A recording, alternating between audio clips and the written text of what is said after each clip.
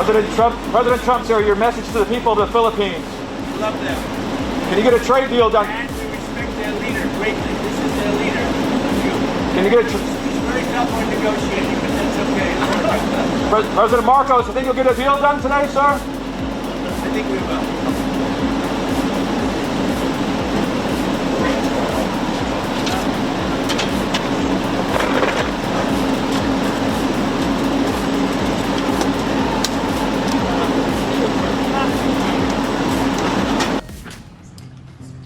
Thank you very much, everybody. It's a great honor to have President Ferdinand Marcos Jr. of the Philippines, a great family legacy, and highly respected in this country. I know that because I have many friends in the Philippines, and there's great respect, or I couldn't say it, so congratulations. Thank you. We're going to be talking about trade. We're going to be talking about war and peace. They're a very important nation militarily, and we've had some great drills lately. We're back with them. I think I can say that the last administration was not getting along with them too well. They didn't get along with anybody. They didn't know. Honestly, they didn't know what they were doing. But we have some fantastic military relationships with the Philippines, and that's been reinstituted. And Pete, I would say that you couldn't be happier, right, with the relationship. Great partner. So I just want to say it's an honor to have you. We're going to talk about trade today. And we're very close to finishing a trade deal, big trade deal actually. And we do a lot of business with you. It's a lot of income coming in for both groups. But I was surprised to see the kind of numbers. They're very big, and they're going to get bigger under what we're doing and what we're proposing. And I just want to thank you for being with us. It's a great honor. You and your representative. It's really a great honor. We have a big announcement. AstraZeneca, the big drug company, is going to spend $50 billion. Just announced $50 billion in the United States in order to build various places all over the country, big manufacturing plants, pharmaceutical plants all over the country, so that's an honor. And he said they did that because of the election and because of the fact that the tariffs are placed. So they're building their facilities in New York. $50 billion, that's a big investment. And it's going to be a very good investment, I have no doubt about it. So thank you to AstraZeneca. And with that, I'd like to have you say a few words, please. Thank you very much, Mr. President. Of course, we're all very happy to be here to once again reaffirm the very strong ties between the Philippines and the United States, ties that go back over 100 years.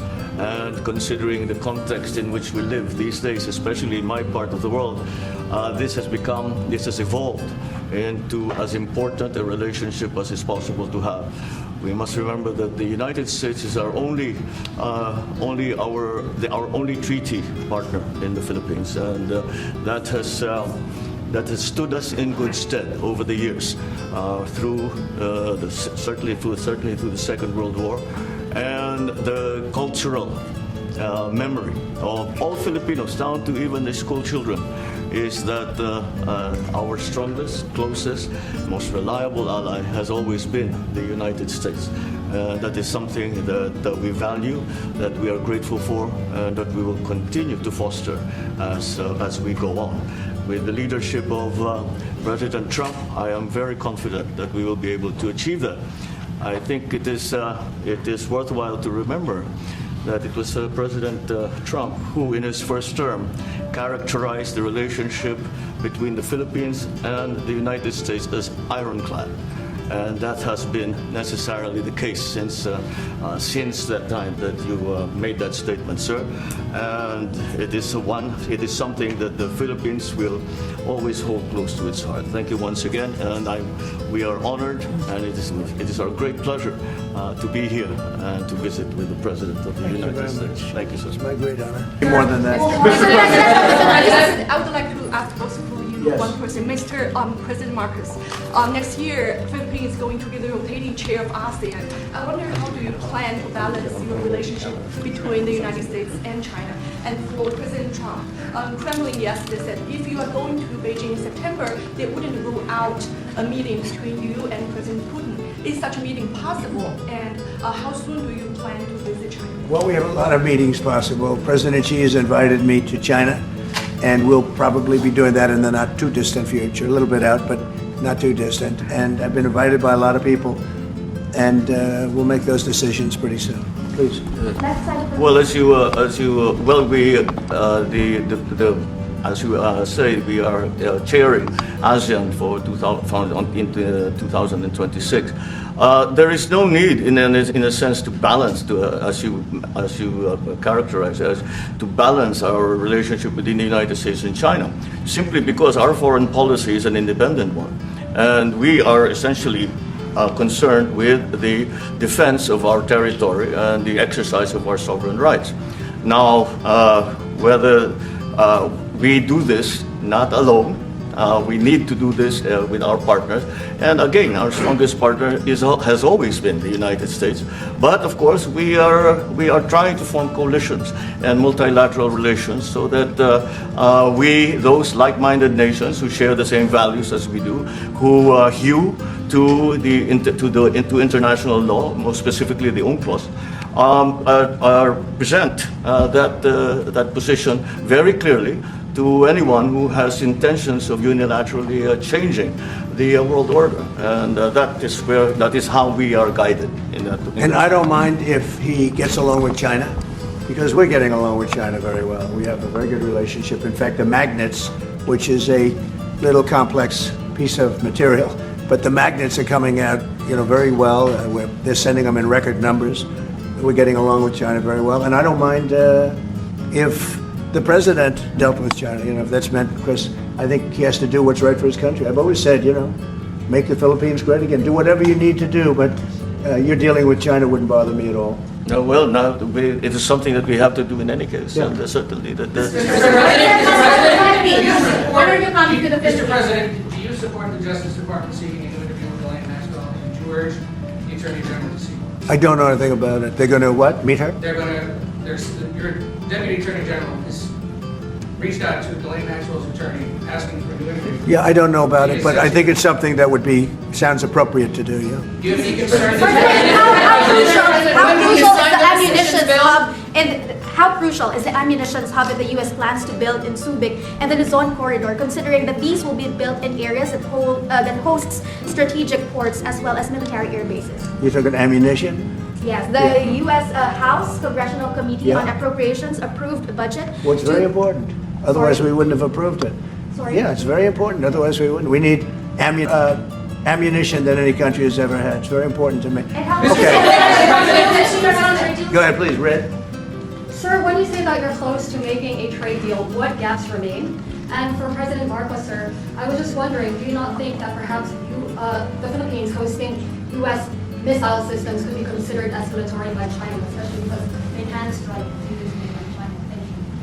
Well, it's an honor to be with this gentleman. I've known him, and I've known his family, actually, but I've known him. And I assume you're from the Philippines? Are you from the Philippines? Yes, sir. That's good.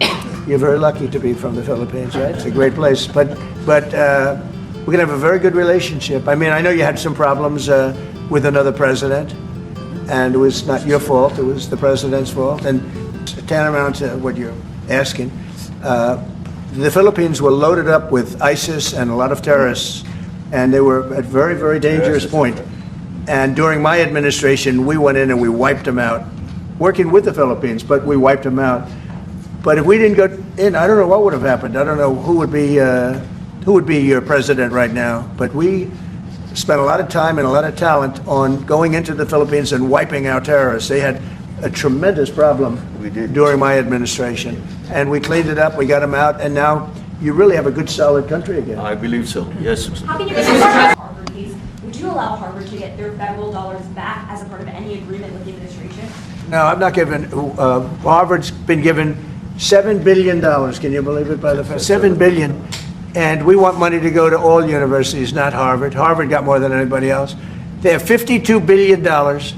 They get huge tax incentives and tax breaks on that $52 billion, but they have $52 billion, and they got $7 billion over. Philippines. When are you coming to the Philippines, sir? You talked a lot about the severe consequences that those who were involved in the Russia hoax must face. In your view, sir, what are the next steps now that these documents are out there in Tulsi Gabbard? Well, the Justice Department would have to act. And we have a very competent, very good, very loyal to our country person in Pam Bondi, very respected. And it's going to be her decision. And just a follow-up to that, sir. Kristi Noem was in New York City visiting an off-duty CBP officer who was allegedly shot this weekend by an illegal alien who came into the country during the previous administration. Right. What is your message to any local leaders who continue to push sanctuary city policies after this nearly tragic incident?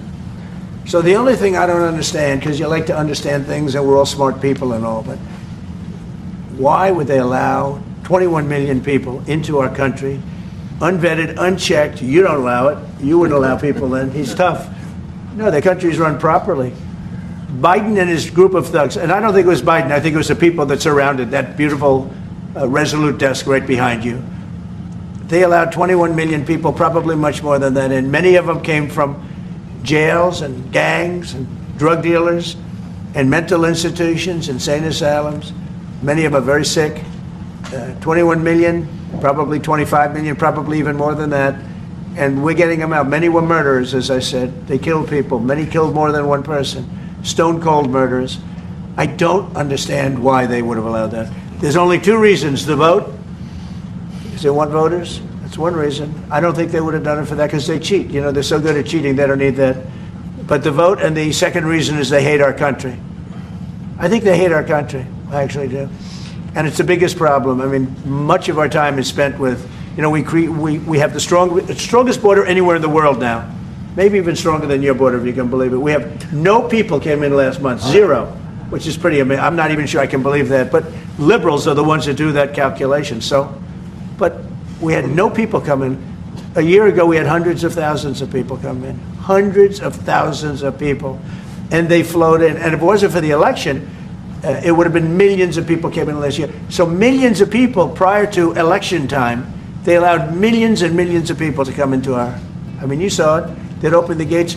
If you took an Alabama-LSU football game that holds 128,000 people, I was there, 128,000 people, and I liked them and they liked me. But if you took that and doubled it, that's what used to flow into our country on a daily basis. It's not even believable. And we're getting them out, and we're starting with the worst ones. And we had a man shot yesterday, a police officer who's a great gentleman, shot right here in the throat. Probably won't be able to speak again. But he was brave, and he shot the other guy, and they ended up getting him. And you saw the scene where his friend took him to a hospital and dumped him down on the sidewalk. The whole thing was crazy. But why would anybody do to our country what these Democrats have done? And honestly, we can never forget it. We can never forget it. What they have done, the damage that they've done to America is very, very sad. Thank you very much, everybody. Thank you, Fred. Let's go.